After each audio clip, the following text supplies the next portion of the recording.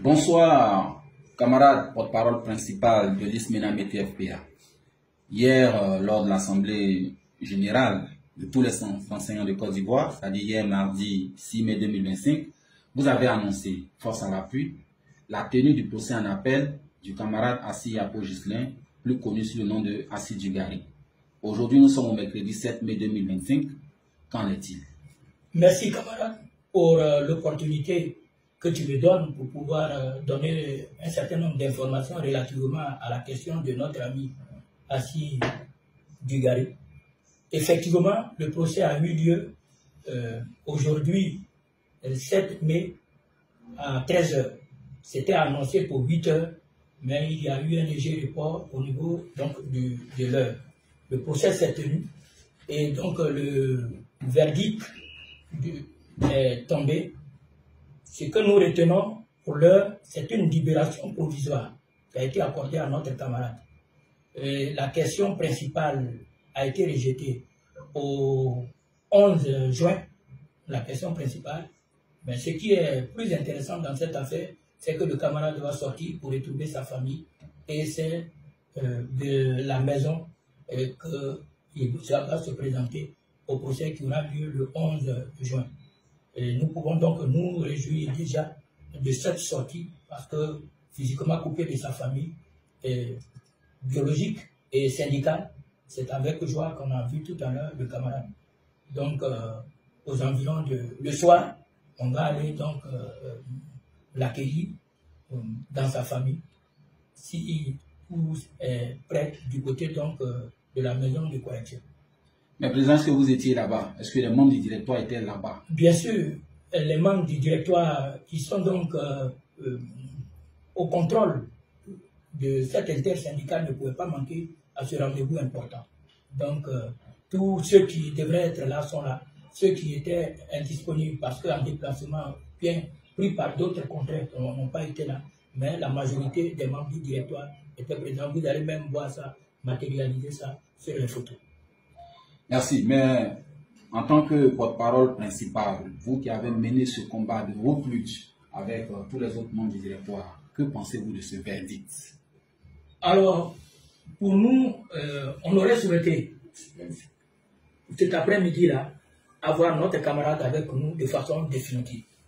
Mais en disant, en nous remettant le camarade avec une liberté provisoire, c'est le moindre mal.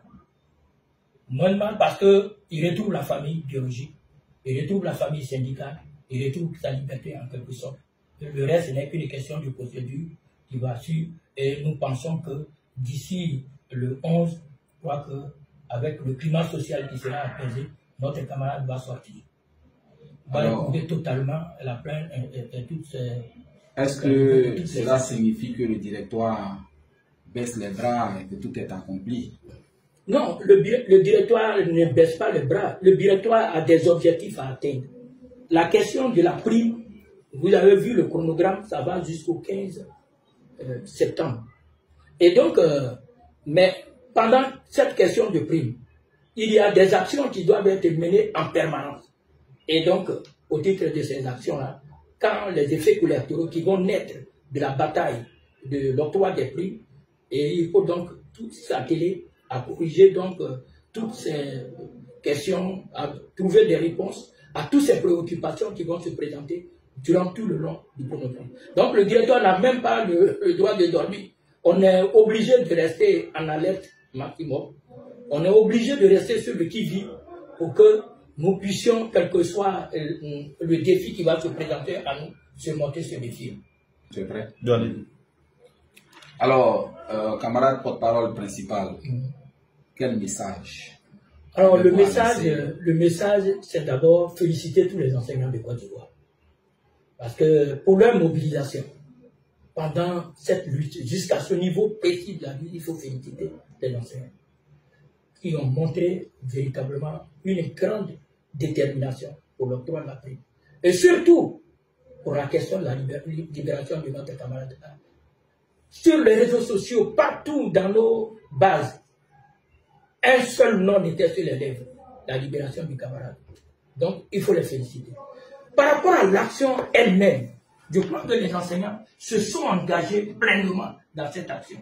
Et c'est pourquoi le directoire, nous avons conseillé les résolutions, nous avons suggéré, et pour cette importante assemblée générale, à maintenir la suspension du mot d'ordre de grève jusqu'à nouvel ordre. Premier élément important. Parce qu'on n'a pas encore atteint l'objectif. Donc il faut maintenir cette pression du mot d'ordre. Il n'est pas question pour l'air de lever le mot d'ordre de grève. Il faut le maintenir. Deuxième élément, réitérer notre engagement à respecter le chronogramme. Parce que c'est notre chronogramme. On l'a arraché de haute lutte, ce chronogramme à Grand Bassam. Donc, il faut le respecter pour qu'à la fin, on puisse avoir des résultats estompés, qui est l'octroi de la prime. À côté de ça, le chronogramme va jusqu'au 15 septembre, mais à côté de ça, il y a les effets collatéraux qui sont survenus lors de cette lutte-là. Et donc, la question des ponctions. Il faut donc que nous menions les démarches nécessaires auprès du gouvernement, qui est informé au plus haut niveau pour que les ponctions et les suspensions du salaire soient réversées à la fin de ce mois de mai 2025. Il faut que le reversement des ponctions ait lieu et des salaires suspendus. Il faut que cela. Deuxièmement, la question de la libération de notre camarade. Ce n'est pas parce qu'il a eu une liberté provisoire que nous devons baisser les bras. Il faudrait qu'on fasse de sorte que le 11 juin, le camarade retrouve pleinement sa liberté. Et à côté de ça, nous sommes des syndicalistes. On a porté à l'attention de notre premier responsable au niveau du ministère de l'Éducation nationale et de la publication la question de la liberté syndicale. Dieu merci, elle a donné, donc, elle s'est montrée favorable au traitement de cette question. Mais il faut que cela rentre dans les faits de façon pratique. Les notes de service qui ont été prises, les circulaires qui ont été prises, il faut que cela soit abrogé pour le respect de la liberté syndicale, pour que de façon harmonieuse, nous puissions travailler avec nos différentes hiérarchies. Merci beaucoup, Kama, pour parole principale. Non, mais je pense que dans cette libération, il y a eu des enseignants, mais il y a eu aussi un fort lobby que vous avez, vous et tous les membres du directoire. Oui. Et à ce sujet, est-ce que vous avez quelque chose à dire? Non, au niveau de la libération du camarade Assi, tout à l'heure j'ai dit que je félicitais les enseignants, mais je voulais féliciter le collectif des avocats. Et toutes les bonnes volontés au niveau national qui sont mobilisées aux côtés des enseignants. Parce qu'il y a des gens qui nous ont donné des avocats. Il faut féliciter toutes ces bonnes volontés. Il faut féliciter tous les enseignants. Il faut féliciter aussi les membres du gouvernement. Parce que l'État, sans l'État, peut-être, on ne serait pas peut-être arrivé à ce niveau.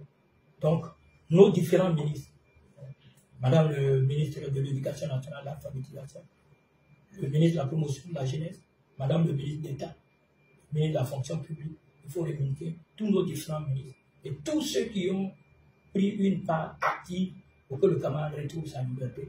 Mais pour que même la question de notre prime soit prise en compte, parce que c'est la question principale, pour que la question de la prime soit.